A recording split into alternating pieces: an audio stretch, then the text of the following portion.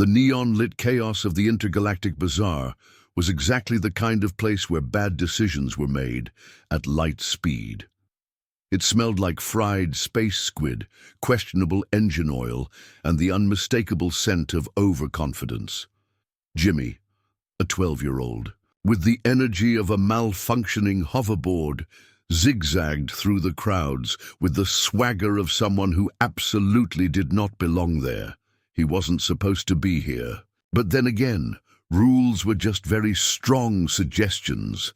His Uncle Dirk, a legitimate businessman, which meant he spent a lot of time talking to lawyers, had left his digital credit chip lying around. And what kind of responsible nephew would he be if he didn't borrow it for a once-in-a-lifetime business opportunity? Jimmy had a plan, a foolproof, galaxy-brained genius plan. He was going to buy an exotic alien pet and flip it for a massive profit, maybe a fluffy space hamster, or one of those lizard things that doubled as a high-speed hover scooter.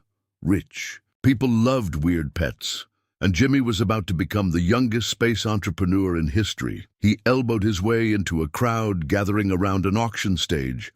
On display was a cage containing something truly magnificent, if your definition of magnificent was possibly cursed and definitely unwell. A creature stood inside, glowing faintly and swaying like a piece of space junk caught in a gravity storm. It was shaped like a horse, if horses were built by someone who had never actually seen one. Its skin shimmered between solid and translucent. Its eyes were two swirling galaxies, and its ribs stuck out like a bad blueprint. Every few seconds, it flickered and reappeared in a slightly different position, as if reality itself couldn't decide where to put it. The auctioneer, a fish-headed alien with a suspiciously enthusiastic grin, clapped his webbed hands. And now, ladies and gentle beings, a truly unique specimen, a reality-warping equine of unknown origin, perfect for collectors, experimental scientists, or those with a questionable sense of self-preservation. Bidding starts at 5 credits. Jimmy's eyes widened. 5 credits? That was nothing. He had swiped at least 1,000 from Uncle Dirk's account. A wealthy-looking aristocrat in a floating chair scoffed. "That's not a horse. That's a glitch in the universe wearing a saddle." The crowd chuckled. Another bidder raised a hand. "I'll give you 10 credits, and that's just so I can put it out of its misery." The auctioneer, clearly desperate to offload this mistake of science, waved his hands. "Come now, let's not be hasty. This is a one-of-a-kind opportunity. Do I hear 15? Jimmy, in his infinite wisdom, shot his hand up. 50. The entire crowd turned to look at him. A slow, painful silence spread across the bazaar. The aristocrat's monocle fell into his space soup. "Are you serious?" Jimmy grinned, because if there was one thing he knew, it was that confidence was 90% of business. "Absolutely. Look at this thing. It's exclusive. You can't find this anywhere else. I'd be a fool not to buy it." The auctioneer, seeing an opportunity to finally wash his hands of this cosmic accident, banged his gavel. "Sold to the incredibly brave or incredibly foolish young man." The crowd erupted into laughter. Some were actually wiping away tears. "Oh, this is rich," one alien gasped. "That kid just bought a malfunctioning nightmare steed for 50 credits. Jimmy strutted up to claim his prize, ignoring the fact that the auctioneer practically shoved the creature at him before speed-walking off stage. The horse stared at him with its swirling galaxy eyes and let out a sound that was either a whinny or a reality collapse. "All right, buddy," Jimmy said, patting its weird half-corporeal flank. His hand went right through it, then back out. Again, that was probably fine. "I'm gonna name you Glue Stick." Glue Stick flickered, then sneezed. A nearby table instantly disappeared. This was also probably fine. Just as Jimmy was about to strut off with his new business asset, a firm, grizzled hand grabbed him by the collar and yanked him backwards. "Kid," a voice rasped, "what in the name of expired space coffee did you just do?" Jimmy turned to face a man who looked like he had lost 3 wars, 2 marriages, and his last bit of patience in the same week. He wore a grease-stained flight jacket, had a permanent scowl, and smelled like he'd been marinating in spaceship fumes. Jimmy squinted at him. "Who are you, and why are you grabbing my personal space?" "Name's Gus," the man grumbled. "And you, kid, just made the worst purchase in the history of the galaxy," Jimmy scoffed. "Pfft, what do you know? I just bought the rarest space horse in existence for dirt cheap. That's good business." Gus rubbed his temples like he was debating whether launching himself into deep space was a viable alternative to this conversation. "That ain't a horse, kid. That's a quantum disaster in a saddle. And it's very illegal." "Illegal?" Jimmy blinked. "Why?" As if answering his question, Glue-Stick sneezed again. A random security officer who had been watching them suddenly vanished, replaced by a faint pop sound, a beat of silence.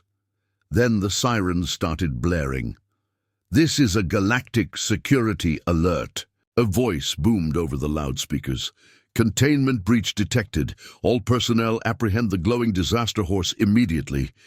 Jimmy's brain processed 2 things at once. Glowing disaster horse was a very unprofessional way for the government to label its own top-secret assets. He was now standing next to something that had just made a security officer disappear. Gus let out a long, exhausted sigh. "Yep, we're all going to jail." Jimmy grabbed Glue-Stick's flickering reins. "Or, don't say or. We run." "Of course you said it." Across the bazaar, heavily armed security officers were sprinting toward them, brandishing containment devices, tasers, and the kind of expressions that said someone was definitely getting fired for this mess. Jimmy pointed dramatically toward the nearest exit. "To freedom!" Glue-Stick, instead of galloping, promptly teleported them 6 feet to the left. The security team tackled empty air. Jimmy grinned. "Oh, I love this horse." Gus groaned. "I hate this day," with sirens blaring and chaos erupting. Behind them, they took off into the depths of the bazaar, dodging stun bolts, screaming merchants, and at least one very confused hot dog vendor. Somewhere in the midst of the madness, Jimmy was already planning his next business move, because if this horse was illegal and reality-breaking, then somebody out there would probably pay a lot of credits for it, right? Gus had been in some bad situations before, outnumbered in a high-stakes poker game, stranded in deep space with only a half-working oxygen tank, and once, very regrettably, stuck in an elevator with a sentient cheese that wouldn't stop talking. But this was worse.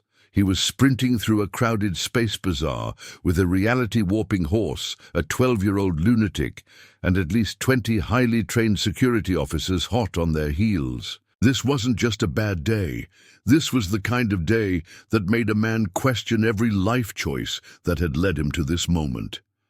"Kid, I swear on all that is holy," Gus wheezed, ducking behind a fruit stall. "If we survive this, I'm throwing you out of an airlock." Jimmy, who was busy trying to yank Glue-Stick in a direction that actually made sense, scoffed. "Oh, please, old man, we're doing great. Look at them, totally lost."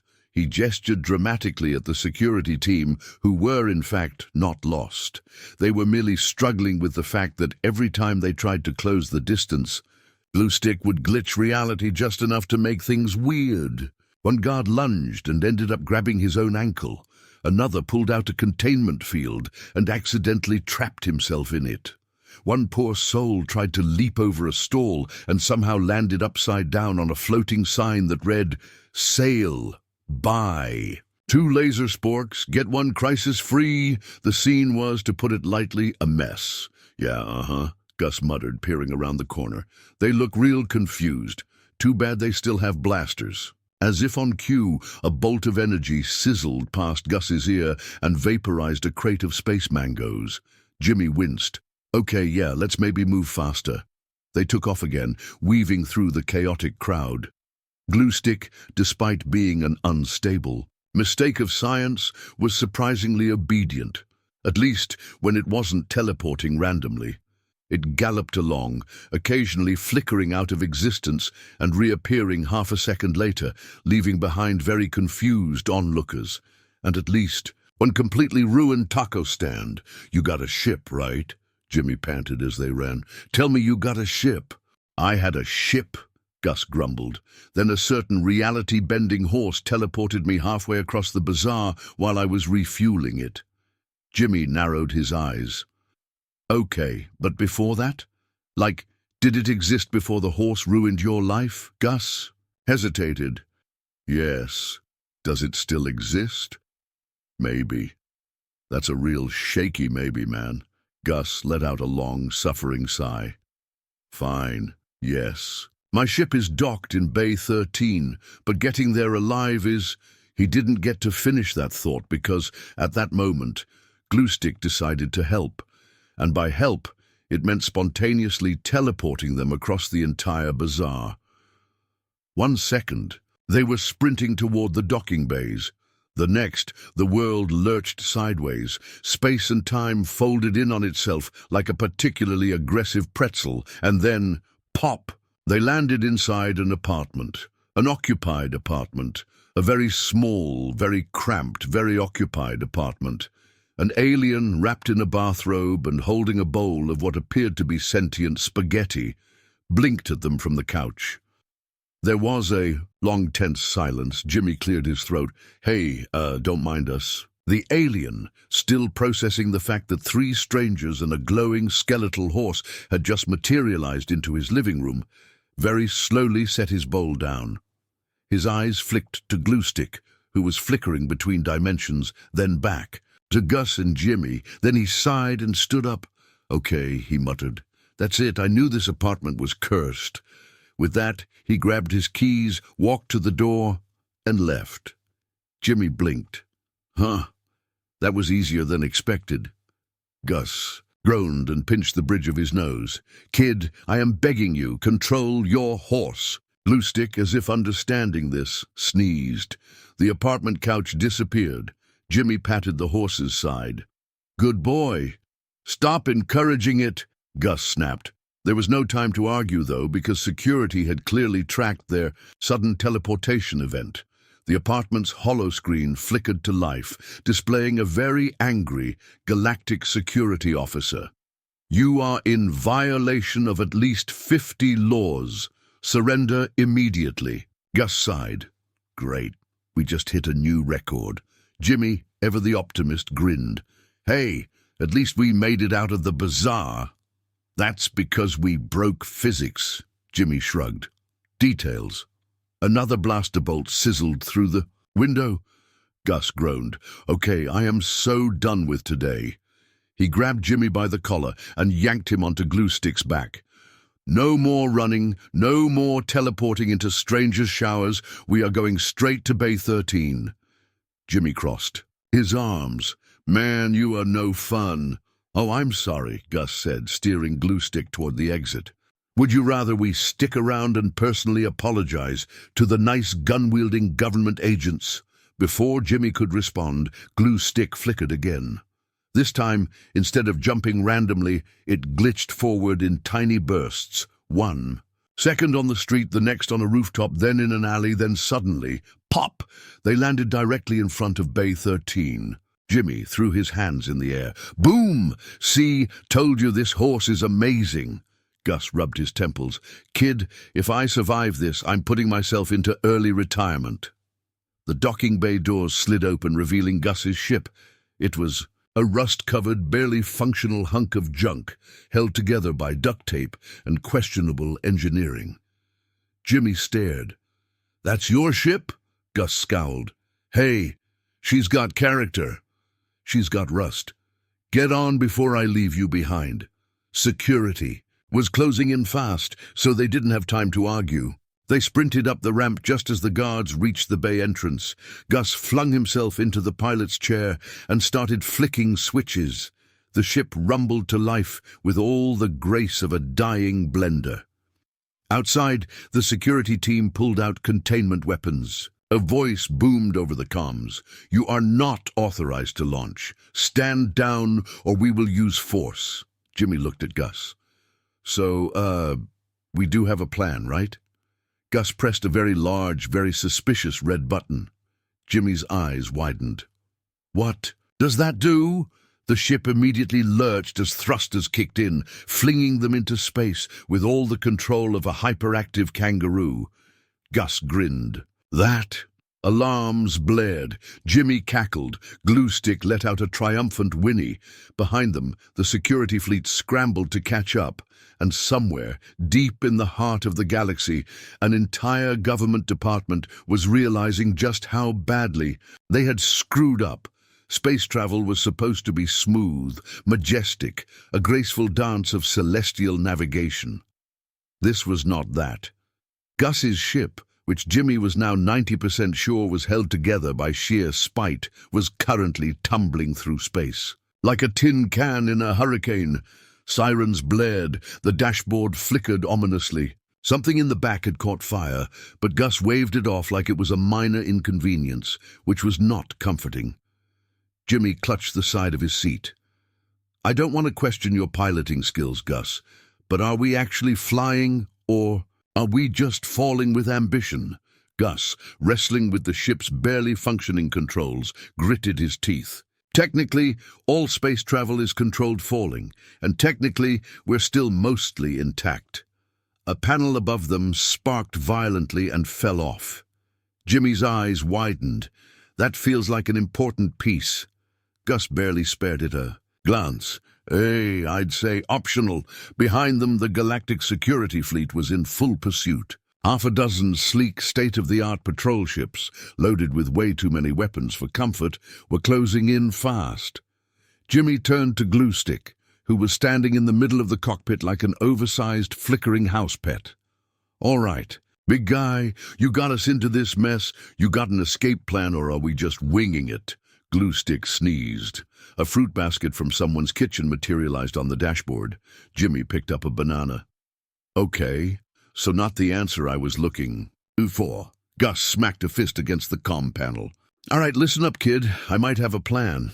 Jimmy brightened. Oh, good, because my plan was to keep hitting buttons until something cool happened. Gus shot him a look. Please never touch anything on my ship. Noted. Now, what's your genius escape plan? Gus pointed at the flashing screen, which showed a massive asteroid belt up ahead. We lose 'em in there. Jimmy squinted. The giant floating death rocks? Exactly. That feels very high risk. Better than getting blown up by trigger-happy mall cops in space. Jimmy thought about it, then nodded. Fair point. Let's hit the rocks. Dodge the rocks. Same thing. As they veered toward the asteroid field, the comms crackled to life. This is Galactic security. You are ordered to... Gus slammed the mute button. Jimmy whistled. Wow, you just hung up on the entire government. Kid, that's like the 5th time this week. The first warning shots from the fleet whizzed past them, sizzling through space just close enough to make things very uncomfortable. Jimmy gripped the armrest. Okay, I'd like to formally request that we fly faster now. Gus yanked the controls. Hang on to something. The ship lurched forward, engines straining as they rocketed toward the asteroid field. Behind them, the security ships hesitated, because even highly trained professionals weren't that eager to go hurtling into a maze of space debris. Jimmy cackled. Oh man, they're scared. We might actually pull this off. And then glue. Stick sneezed again, reality bent. For one horrifying moment, the entire ship flickered, just like Gluestick did. The stars twisted. The asteroids warped into weird spaghetti-like shapes, and Jimmy swore he saw himself sitting across from himself, giving a confused thumbs up. Then, just as quickly, everything snapped back into place. The ship was still moving. The fleet was still behind them, but something had changed. Gus, still gripping the controls, blinked rapidly. Kid? Jimmy, looking mildly dazed, adjusted his goggles. Yeah? Gus pointed at the scanner. Where are we? Jimmy glanced at the screen. Instead of showing the expected asteroid belt, it now displayed an area of space that definitely wasn't on any standard star charts. In fact, it seemed to be labeled in giant red letters. Warning, do not enter. Seriously, turn back now. Gus groaned. Oh, fantastic. We're in a restricted zone. Jimmy tilted his head. Ooh, forbidden space. Exciting. Gus shot him a glare. No, it is not exciting. Do you know what kind of stuff the government hides in restricted space? Secret alien parties, classified weapons, experimental tech. Occasionally, stuff that eats ships. Jimmy considered this. Okay, so maybe exciting, definitely dangerous. Behind them, the security fleet came to a screeching halt at the edge of the restricted zone. The comms crackled back on. Unknown. Vessel, this is your final warning. You're entering restricted airspace. Turn around immediately. Jimmy grinned. Oh man, they won't follow us in. Gus frowned. Yeah, because they know something we don't. Jimmy shrugged. Hey, we'll figure it out.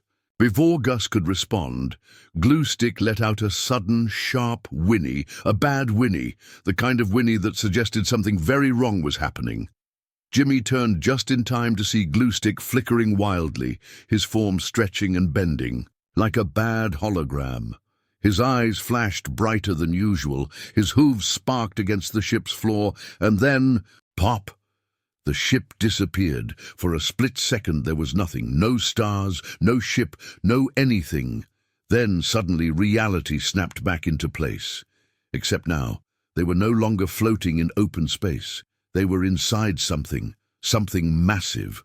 Gus stared out the window, jaw dropping. Oh no. Jimmy, still adjusting to the whole teleporting into weird places thing, followed his gaze. What? Where are... And then he saw it. They were inside a gigantic floating government facility, and not just any facility. This was one of those super-secret, ultra-secure, never-speak-of-it-again kind of places. It stretched for miles in every direction, all sleek metal and glowing control panels. Dozens of heavily armed guards patrolled the walkways. Gigantic reinforced doors lined the halls, and directly in front of them, sitting in what looked like a containment zone labeled Top Secret Experiments, Do Not Open Under Any Circumstances, was a second glue stick. Jimmy blinked. Gus? Gus swallowed hard. Yeah? Jimmy pointed. Why is there another glue stick? Glue stick, standing beside them, also looked confused. The second glue stick behind the glass locked eyes with the first glue stick. For a moment, nothing happened. Then both horses flickered, and suddenly every alarm in the facility went off. At once, every single alarm in the facility erupted at once, blaring like an intergalactic emergency siren stuck on maximum volume. Red warning lights flashed across the walls, casting everything in an ominous glow. Somewhere in the distance, automated security drones were activating, heavy doors were slamming shut, and an ominous computerized voice was repeating the same phrase over and over. Containment breach, security protocol, Zeta initiated. All personnel evacuate immediately. Jimmy, still strapped into his seat, blinked at the scene in front of him. So, on a scale from mild inconvenience to catastrophic disaster, where do you think we're at right now?